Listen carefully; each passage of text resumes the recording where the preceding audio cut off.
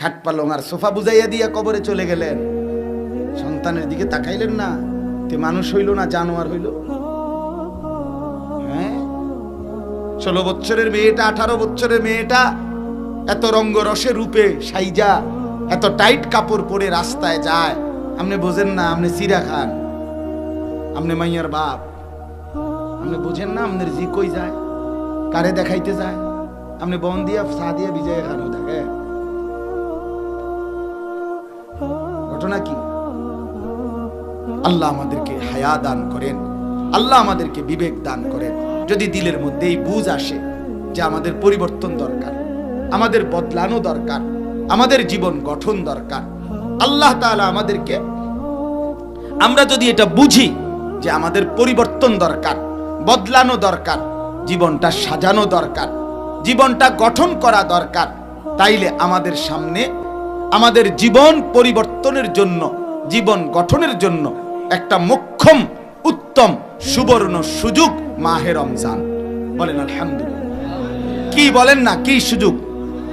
এই মাহে রমজানটাকে, এবারের রমজানটাকে কাজে লাগা।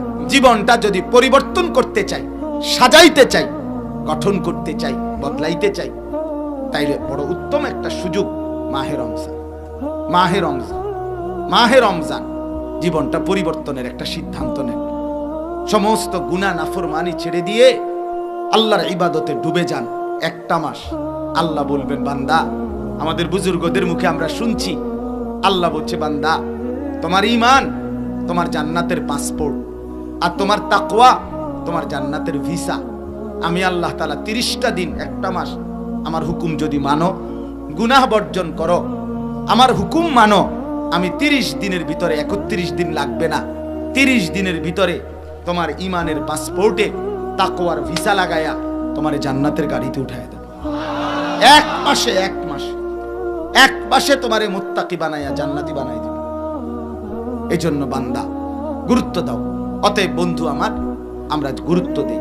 আমরা যদি একটু ফিকির করি, আগত রমজান আমাদের সামনে একদম কাছাকাছি, এই মুহূর্তে দিল দিয়া দোয়া করেন আল্লাহ যেন আমাদের প্রত্যেককে রমজান পর্যন্ত হায়াত দেয়।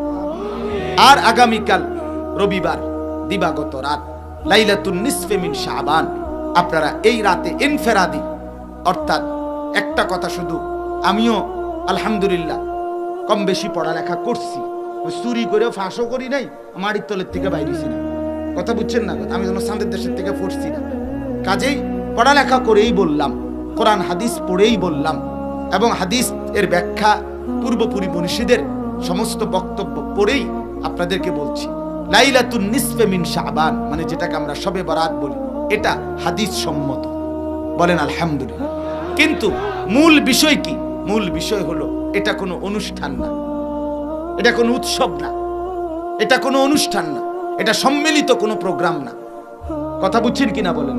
এটা শুধুই কেবল ইনফেরাদি, এককভাবে প্রত্যেকে নিজ নিজ সক্ষমতা অনুপাতে, শরীর স্বাস্থ্য অনুপাতে আপনি রাত্রি জাগবেন, কেউ নামাজ পড়বেন, জিকির করবেন, তেলাওয়াত করবেন, দোয়া করবেন, কান্নাকাটি করবেন, মুরাকাবা করবেন, রোনাজারি করবেন, রাতভর জিন্দেগীর গুনাহের জন্য আল্লাহর কাছে তওবা ইস্তেগফার করবেন।